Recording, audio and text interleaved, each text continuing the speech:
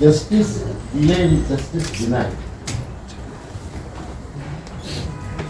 Today we are happy, perhaps happy, with tears in our eyes. Not just because we are happy, but it was not only a test for us, but it became a test for the higher judiciary. You cannot pronounce judgment acquitting these people once. You will be tested again. Perhaps higher judiciary also passes this admission.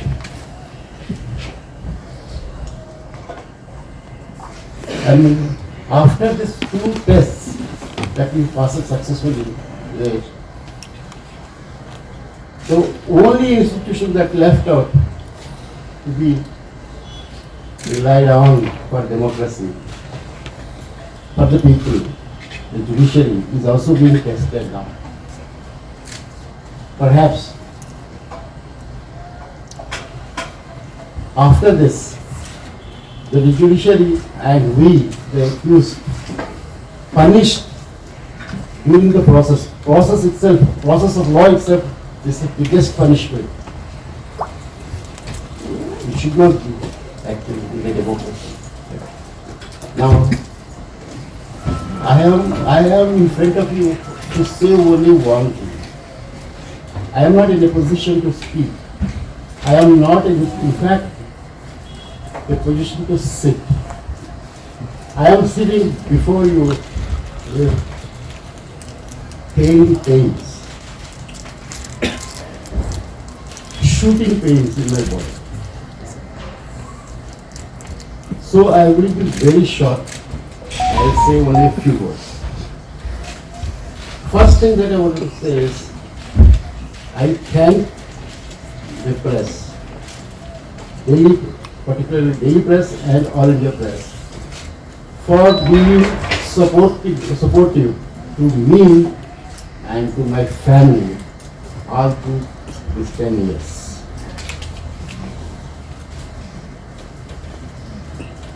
Maybe a section of press was not very happy to support, but the large section of Indian press, media, is supportive to us.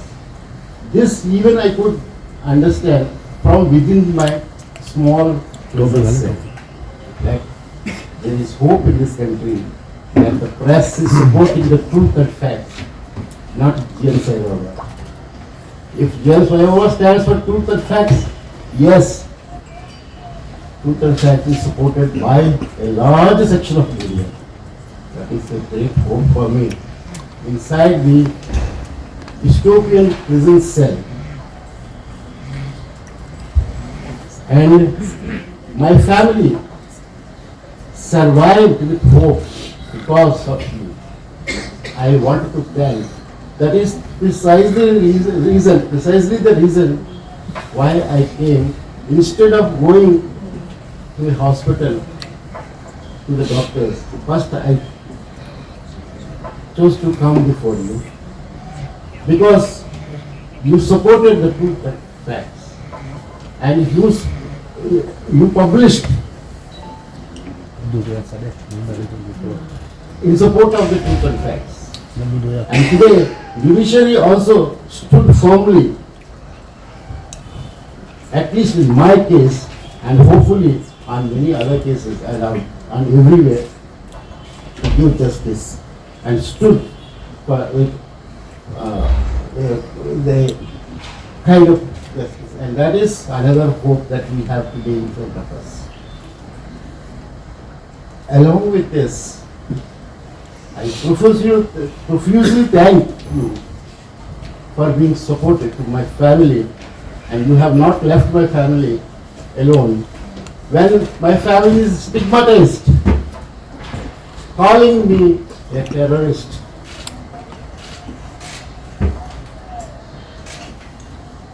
not only me being behind the prison bars, but my entire family was also stigmatized. My family could sustain and could stand up because of your support. I thank you. And I also wanted to thank you, my lawyers. Relentless struggles of my lawyer to establish the fact and achieve justice. Lawyers from Delhi, lawyers from Mumbai, lawyers from Nagpur, all worked together. It was also a big test for them. And it was a relentless struggle. You know the lawyers. I will not take all the names. It will be very difficult to take the large team of lawyers who stood with us to bring justice to us. Perhaps it has become a case, a bigger case, biggest case in the country, biggest political case in this country, where the prosecution wanted to suppress by using all kinds of illegal, immoral means. And it was a long struggle for the lawyers. I especially thank two lawyers, though it's a very long list of names. A senior advocate of Mumbai High Court, Subodh Dharmadhikari, stood up and said that I will fight this case without taking one rupee, pro bono. He is a very aged and senior post lawyer in Mumbai High Court. And when the first trial came, he was not well, he was hospitalized. Right? From the hospital he came and argued. When second time he was also tested, he again came, though bedridden, and argued before the judges.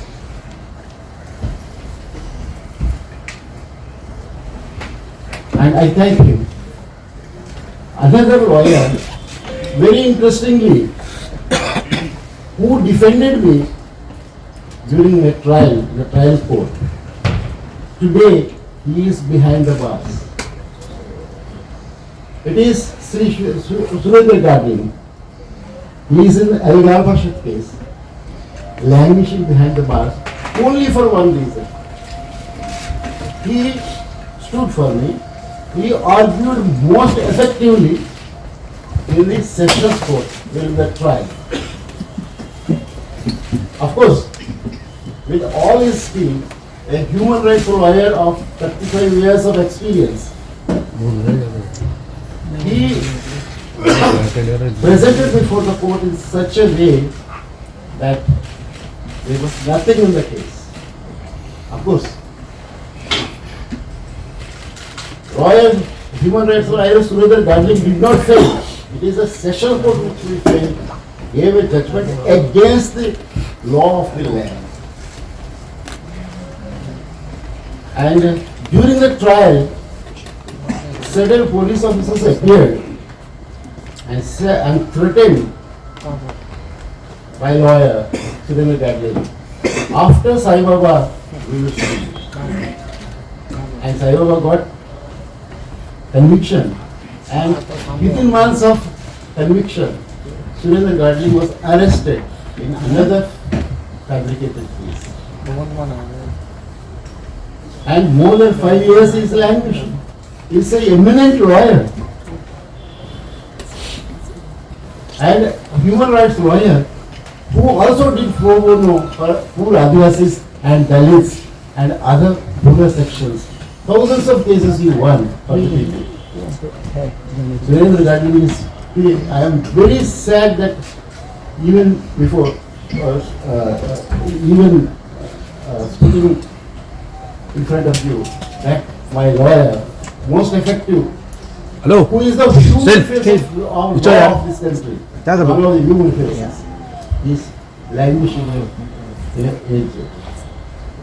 And I wanted to tell you that my story of suffering, I wanted to share my story of 10 years of suffering. just before that, two more things I want to say before I come to the kind of suffering that I have gone through. Today, Surendra Darling, my lawyer, who defended me, is facing the same problem that I have been facing in 10 years. He has developed a serious heart condition. He is in Taloja jail, has developed a serious heart condition. He also recently started falling unconscious like me. 8.5 years I was falling unconscious in the undercell of Nagpur Central Prison. Recently, the medicines were denied to Surendra Gandhi. The life-saving drugs prescribed by the government hospital, the life-saving drugs are denied. When the family sent the drugs, life-saving medicines denied. When the family sent by speed post, again the medicines. It was sent, the medicine was missing and letters were returned. Same thing would happen with me. When to prevent falling unconscious, I used to get one tablet in the prison for the last 7 years. Vertigo tablet, syncope, to control syncope. That very tablet is denied to lawyer Surendra Darling, the human rights lawyer Surendra Darling today. You fall unconscious but you cannot take this pill. A simple tablet of vertigo, everybody knows. And facing with this kind of situation, recently, lawyer Surendra Darling filed a case, attempt to murder him against the prison authorities of Taloja prison, Central Prison. Perhaps you check with the court, High Court, there. It is attempt to murder case he filed. Why? This is simply denied medicines.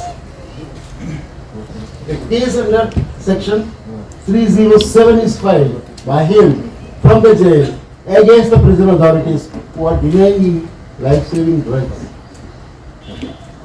This is, I'm remembering this in front of you because this all happened to me. Still I survived. I don't know how I survived myself. Perhaps only with the hope that I can come back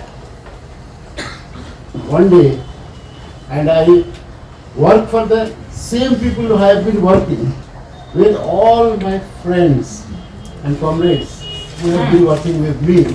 Today standing with me even after 10 years of this suffering. And another thing that I wanted to say, one of the co-accused in my case,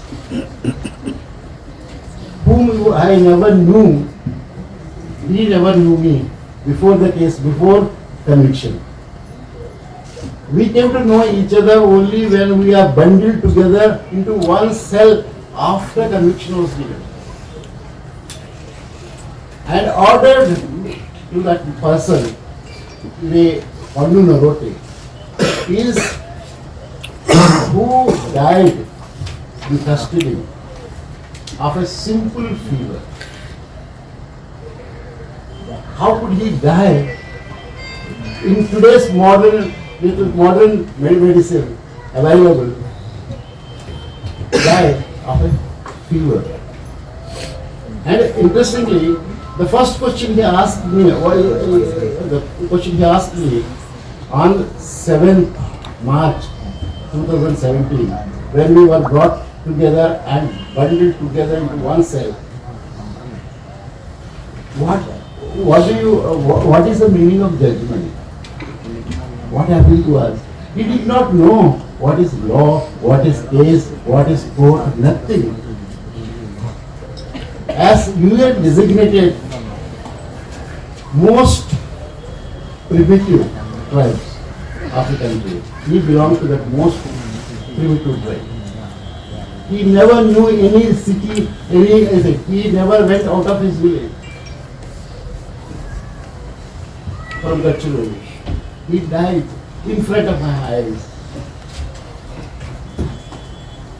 Despite many reminders, he was not taken to the hospital till the last moment when he was bleeding profusely from eyes and urine, in urine. And about to die in a few minutes, he was taken to the hospital after prisoners raised their voice. And he was killed. This is a state murder. You can't say that he just died of swine flu or fever. We don't know because till the last minute there was no blood report or swine flu. Only after death it was declared he died of swine. We don't know what he died of really.